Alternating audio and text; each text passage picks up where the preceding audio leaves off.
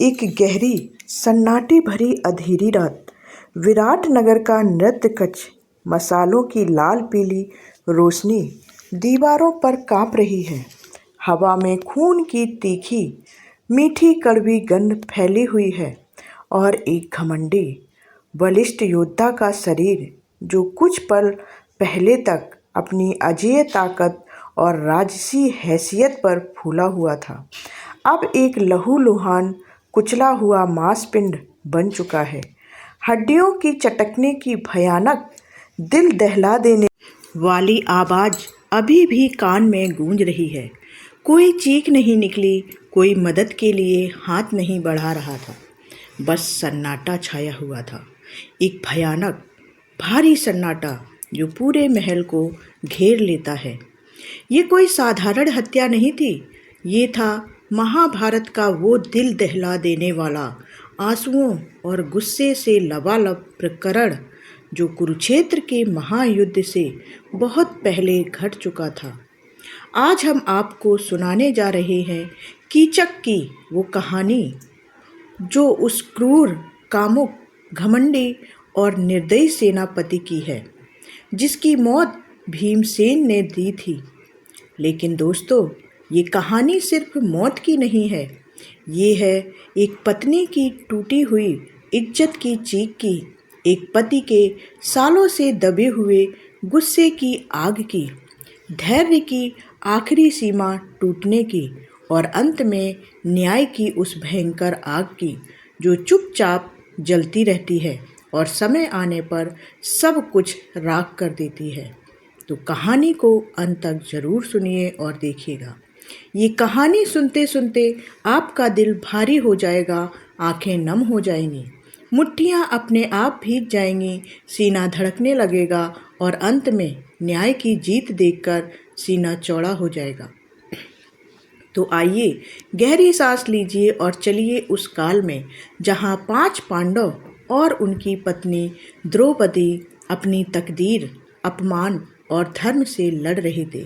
तो सबसे पहले जानते हैं वनवास से अज्ञातवास तक के सफ़र को, जो दिल तोड़ने वाला, आंसुओं से भरा सफ़र था। ध्रुव सभा में द्रौपदी का चीरहरण, वो भयानक पल जब पूरी राजसभा चुप थी और एक स्त्री की इज्जत सार्वजनिक रूप से लुट रही थी। फिर 12 वर्ष का कठिन वनवास, भूख की मार, प्यास की पीड़ा, जंगलों की ठंडी रातें, जंगली जानवरों का डर और हर पल टूटते बिखरते मन। पांडव हर क्षण अंदर ही अंदर मर रहे थे, लेकिन एक दूसरे का साथ कभी नहीं छोड़ रहे थे। युधिष्ठिर बार बार कहते, धैर्य रखो भाइयों, धर्म की राह बहुत कठिन है, लेकिन अंत में सत्य और न्याय जरूर जीतेगा। लेकिन भीम, उनका खून हर पल उबलता रहता। वे चुपचाप द्रौपदी के आंसू देखते और अंदर ही अंदर जलते रहते। द्रौपदी वो तो ज्वाला थीं। बार बार अपमान सहने के बावजूद वो मुस्कुराने की कोशिश करती, क्योंकि उन्हें अपने पतियों की रक्षा करनी थी। उनका दिल रोता था, लेकिन होठों पर बस एक प्रार्थना, हे प्रभु, मेरे पतियों को कोई कष्ट ना हो। 12 वर्ष बीत गए, अब 13वां वर्ष, जो कि अज्ञातवास का था। एक छोटी सी गलती और फिर 12 वर्ष का वनवास शुरू हो जाता। इसलिए उन्होंने मत्स्य देश के राजा विराट की राजधानी में शरण ली। वहाँ पर पांडवों ने अपना भेष बदला।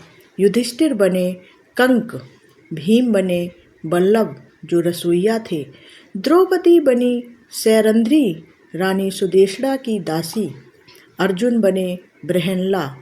लेकिन द्रौपदी की दिव्य सुंदरता अभी भी चांदनी की तरह चमक रही थी। वो अब एक साधारण दासी थी, लेकिन उनकी आंखों में दर्द का अनंत समंदर था। दिल में बस एक ही भाव, मेरे पति सुरक्षित रहे। अब जानते हैं कि कीचक का आगमन कैसे हुआ और कैसे काम वासना का भयानक राक्षस जाग उठा। फिर एक दिन कीचक लौटा, विराट का साला और मत्स्य सेना का सेनापति। ताकतवर शरीर था, लेकिन दिल में घमंड और कामुकता का जहरीला समंदर था। जैसे ही उसकी नज़र सैरंध्री पर पड़ी, सैरंध्री यानी द्रौपदी पर, उसका मन पागल हो गया। ये अप्सरा जैसी स्त्री मेरी होनी चाहिए, मैं इसे पालूंगा। उसने रानी सुदेशला से कहा, बहन, मुझे वो दासी चाहिए। सुदेशला ने मना किया, लेकिन कीचक की जिद बढ़ती गई। पहले वो मीठे मीठे शब्दों से फुसलाया करता था कि सैंद्री, तुम्हारी सुंदरता देखकर मेरा दिल बेचैन है। मैं तुम्हें रानी बना दूंगा, धन वैभव सुख सुविधाएं दूंगा, सब तुम्हारा होगा, बस मेरे साथ चलो। द्रौपदी ने कांपती लेकिन दृढ़ आवाज में जवाब दिया, कीचक, मैं 5 गंधर्व पतियों की पत्नी हूँ। वे अत्यंत शक्तिशाली हैं। अगर उन्होंने देख लिया तो तुम्हारा सर्वनाश हो जाएगा। कीचक ठहाका मारकर हंसा, गंधर्व? हा हा हा, मैं डरता नहीं किसी से। और फिर उसकी असली क्रूरता सामने आई। उसने जबरदस्ती द्रौपदी को पकड़ा। द्रौपदी ने छुड़ाने की पूरी कोशिश की, लेकिन कीचक ने उन्हें राजसभा तक घसीटा, सबके सामने, राजा विराट की उपस्थिति में। उसने द्रौपदी को जमीन पर पटक दिया और जोर से लात मार दी। द्रौपदी का दिल उस पल 1000 टुकड़ों में बिखर गया। आंखों में आंसू की बाढ़ आ गई, गला रुंध गया, सीना फटने लगा, लेकिन उन्होंने चीख नहीं लगाई, सिर्फ चुपचाप आंसू बहाते हुए सह लिया, क्योंकि उन्हें अपने पतियों की पहचान छिपानी थी। उस पल उनकी आत्मा चीख रही थी, क्या मेरे पति मुझे बचाने नहीं आएंगे? अब जानते हैं उस रात का वो दिल दहला देने वाला संवाद, जब द्रौपदी को वहाँ पर घसीट कर लाया गया। द्रौपदी की पीड़ा और भीम का उबलता हुआ गुस्सा। रात और गहराई, पूरा महल सो चुका था।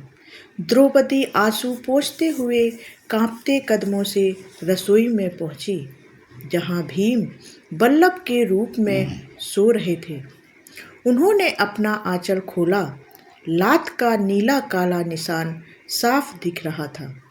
आवाज भर्राई हुई थी, आंखें सूजी हुई थीं। उन्होंने रोते रोते टूटती हुई आवाज में कहा, भीम, देखो मेरे शरीर पर ये लात का निशान। कीचक ने मुझे सबके सामने अपमानित किया। राजसभा में हर कोई देख रहा था, लेकिन कोई कुछ नहीं बोला।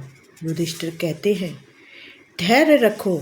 लेकिन भीम, मेरी इज्जत, तुम्हारी पत्नी की इज्जत, क्या मैं इतनी बेबस हूँ कि मेरे पति मेरी रक्षा नहीं कर सकते? क्या मेरी चीखें तुम तक नहीं पहुँच रही हैं? भीम का पूरा शरीर कांप उठा। उनकी आंखें लाल हो गईं, सीने में आग लग गई। उन्होंने द्रौपदी को अपनी मजबूत बाहों में कस कर लिया और गहरी, दर्द भरी लेकिन आग भरी आवाज में बोले, प्रिय, रो मत। तुम्हारा ये एक एक आंसू मेरे कलेजे को चीर रहा है।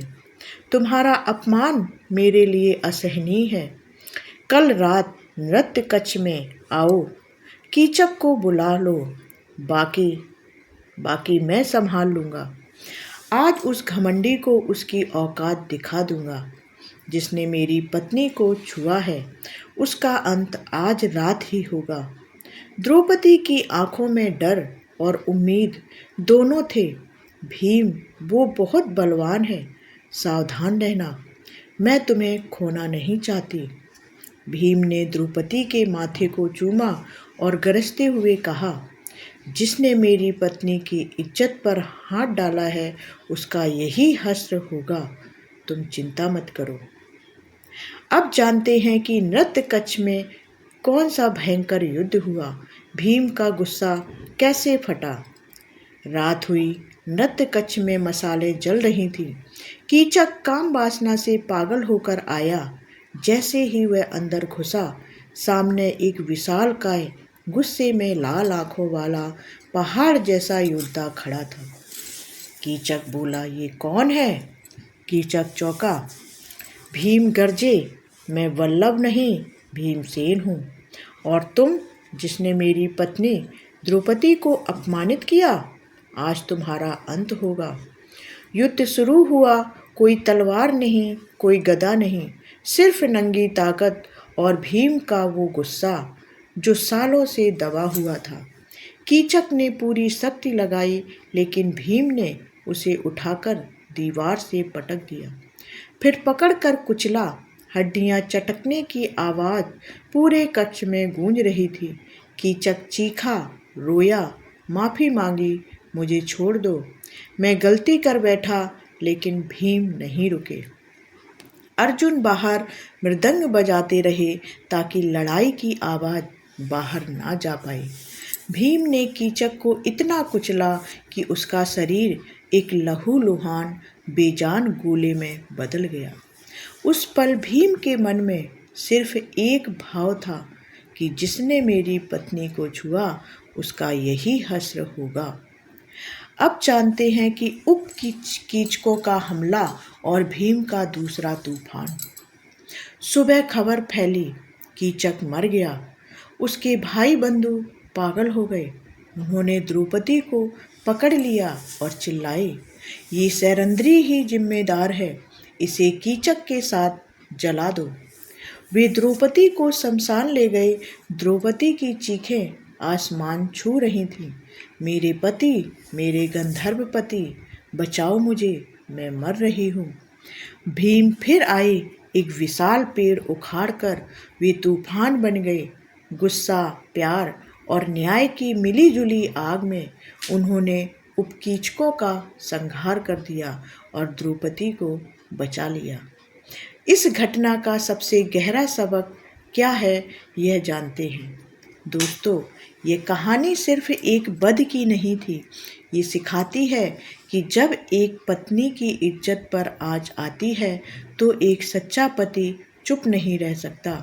घमंड की आग आखिरकार खुद को ही जला डालती है और धैर्य रखने वाले को अंत में न्याय की मीठी जीत मिलती है। कीचक जैसे लोग आज भी हमारे आसपास हैं, लेकिन भीम जैसे पति भी मौजूद हैं जो चुपचाप इंतजार करते हैं और समय आने पर पहाड़ बन जाते हैं। तो अगर आपको ये कहानी आपके दिल तक छू गई हो तो इसे लाइक करें और कमेंट में बताएं क्या भीम ने सही किया था, और चैनल को सब्सक्राइब ज़रूर कर लें। मिलते हैं अगली कहानी में, तब तक के लिए जय श्री कृष्ण।